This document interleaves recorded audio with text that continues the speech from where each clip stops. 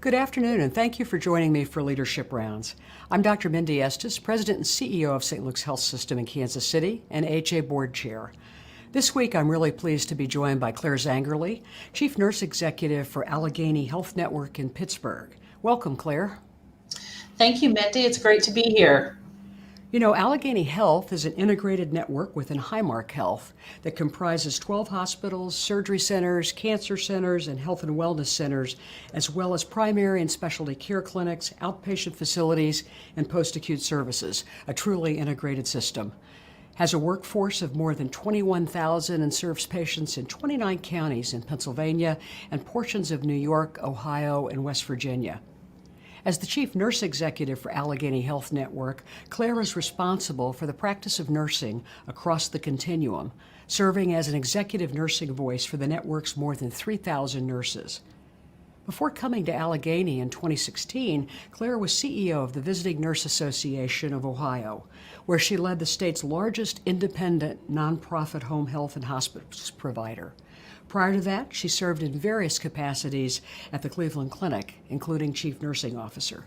Claire is a fellow board member with me of the American Hospital Association. I'm really grateful to have her join us. So Claire, if it's okay with you, let's just jump right in. Okay, let's do it. So we have been hearing for the past several weeks about cases of COVID surging across the country. How is Allegheny Health positioned to battle this third wave of the pandemic? I've lost count, but I think it's the third wave. And what, if any, are the lessons your team learned earlier this year that are helping now? You know, Mindy, we've done a lot to prepare for, as Dr. Fauci calls it, surge upon surge. First, we listened to our staff. What experiences did they have in the first surge and through the summer? What did we do right? And really, what could we improve on? Early in the pandemic, we were ordered to cancel all the non-essential surgeries, but we don't think that's going to happen again. So in this surge, we're making sure that we care for ongoing patient needs in the face of COVID, making sure that patients still carry on with their regular healthcare needs. We have to continue to manage those needs, and we've put processes in place to do that, such as telehealth, adjusting how we use our space, and ensuring we have enough ventilators and dialysis machines. And of course, we also have to ensure that we have adequate supply of PPE. So with the quality of PPE evolving, we've actually readdressed that. So one example is face shields. So the first iteration of those face shields were not as sophisticated as the ones we have now. So we went from the forehead foam to the eyeglass type. And honestly, that's because we learned from the staff what they wanted. We just asked them. And these newer versions will certainly also increase compliance. You know, we've been aggressively expanding our PPE stockpile and are confident we're in a pretty good place going forward, but we absolutely monitor our PAR levels every day. We're also fortunate that we get to work with this really great company within Pittsburgh, MSA of Pittsburgh, and they've reapproached a segment of their operations to work with us to produce N100 masks. So I think another thing I want to mention too is what we learned in the first surge is that the less people we have around in the hospitals and in the ambulatory clinics, the better. We figured out how to balance staff that can work from home, which was hard for our staff because they've never really worked from home. They feel more comfortable being in the facilities. And then we have those that can work on site that really have to be on site. So we've put in like rotating schedules to reduce isolation of employees and preparing our physical spaces for our employees to be able to be farther apart, and for our staff, and distancing chairs in the cafeteria, those types of things. Just keeping our staff safe at work it's not just about PPE, but it's about a lot of different things. Yeah, you know, we found we sent a lot of people home to work remotely, and it is a journey, and we're learning how to manage remote work, how to have connections as you work remotely, and I think remote work is one of the lessons of the pandemic that will be here to stay. Right, I agree. It's not a bad thing, it's just something people have to get used to. Absolutely. So when we look at critical issues like staffing, testing, or supply needs, which really are the three cornerstones of this pandemic that we've been battling since the March timeframe, what should hospitals or health systems be planning to get through the next several months, and what are your biggest concerns as you think about your workforce? Well, first of all, we should all be offering as much as we can in appropriate testing to our staff in the communities. And it's dependent on supply, of course, but making the effort is really part of our mission. And, you know, we must focus on those vulnerable communities in terms of testing. And we're doing that now with our mobile units at AHN. But if we don't focus on vulnerable communities, then we're not actually getting to some of the really the crux of what needs to be done. And you know, in terms of the workforce, I have two concerns about my staff, really, to be honest.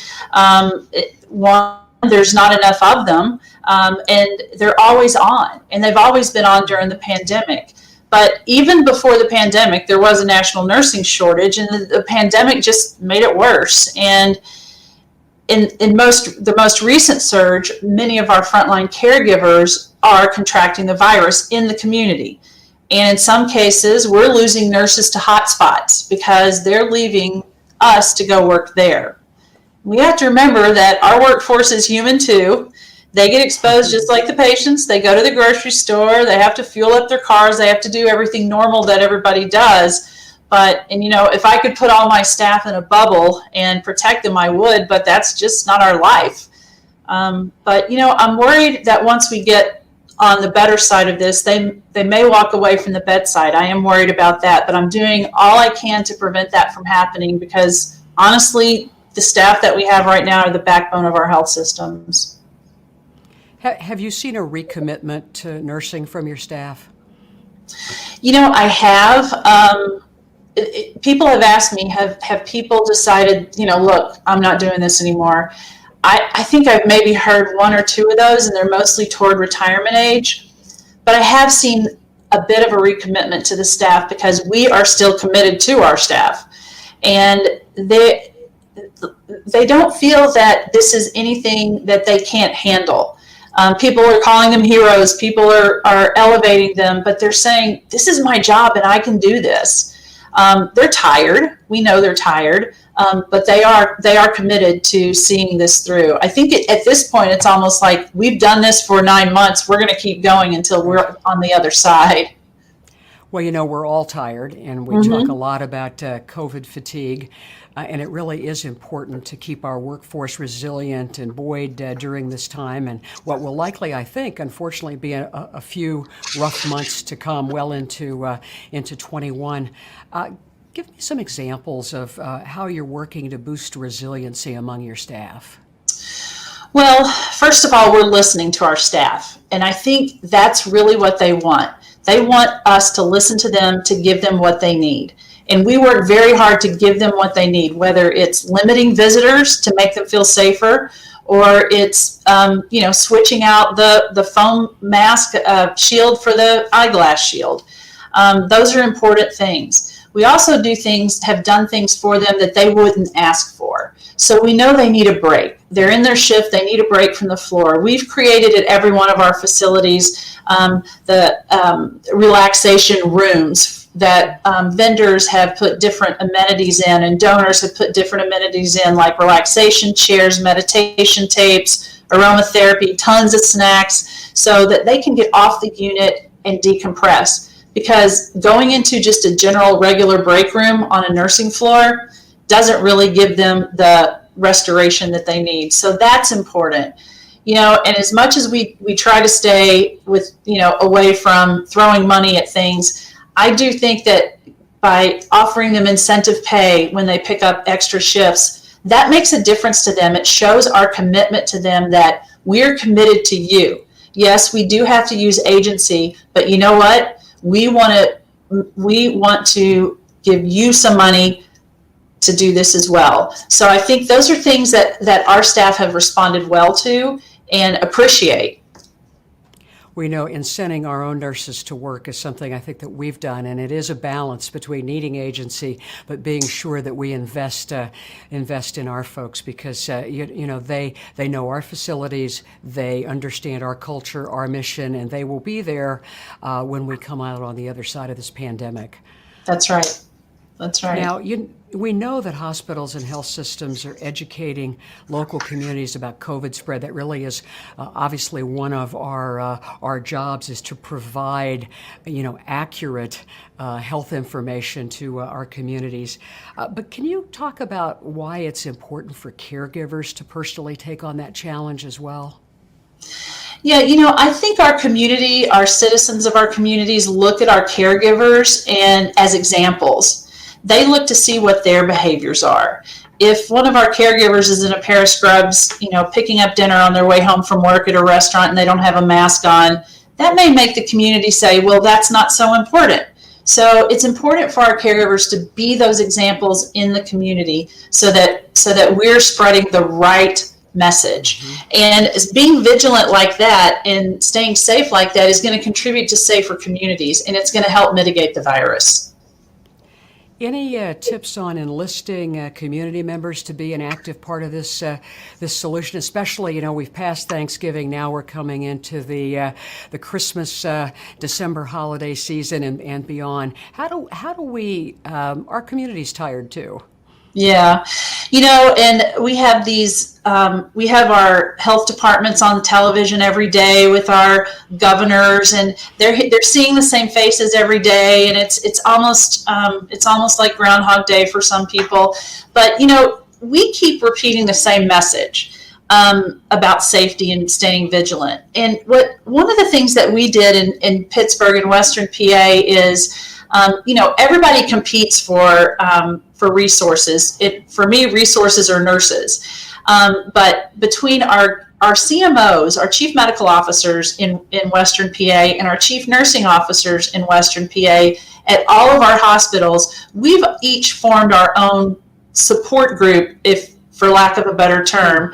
But we meet once or twice a week by phone, and we talk about, what are you doing in your facility? What are the best practices? What to watch out for? How can we support each other? We're not sharing staff, but we're sharing ideas, and we're making sure that we're not stepping over each other. And one of the things that both of these groups did is we each penned a letter that it was to the community saying, we are the voices of healthcare, and this is what we expect of you, because we're on the front lines. We're seeing what's going on. Please be vigilant. And we got some great response from the community on that, because, personally, the nurse leaders and the voice of nurses, being the most trusted profession for 19 years in a row, people listen. They listen to nurses, they listen to physicians, they listen to caregivers. And that's one of the things I think has been very effective for us in our community. One last question. We're fortunate. We're seeing new therapeutics, and we're seeing a lot of buzz about vaccines. The Pfizer and Moderna vaccines probably just around the corner on the horizon. How are you educating and communicating with staff about those vaccines? So we're very excited about the vaccine. We're also careful not to say it's the magic bullet and that you don't have to still be vigilant. So very much like we did COVID testing, and we stood up facilities for COVID testing, both mobile and external and in tents and places, we will likely do that with a vaccine and educate about that as well. We're of course going to follow the CDC guidelines. Our Chief Quality Officer, Dr. Brian Parker, is leading the way on this with us, and educating our staff as well as the community on what to expect with the vaccine. And again, it's not a one shot and done. We know that there's, different types of vaccines, and that we have to make sure that everybody stays vigilant, and that, they understand that the vaccine is a wonderful thing to have, and if we pair it with the right behavior. Absolutely. It is not a get out of jail free card. That's right. That's right. So, Claire, thanks so much for joining me today and for sharing insight on how we can all prepare and support our workforce through this fight against COVID. Until next time, thank you everyone for joining us today, and I hope you'll be back for our next and final Leadership Rounds conversation on December 14th with AHA's incoming board chair, Dr. Rod Hochman. Until then, stay safe and be well.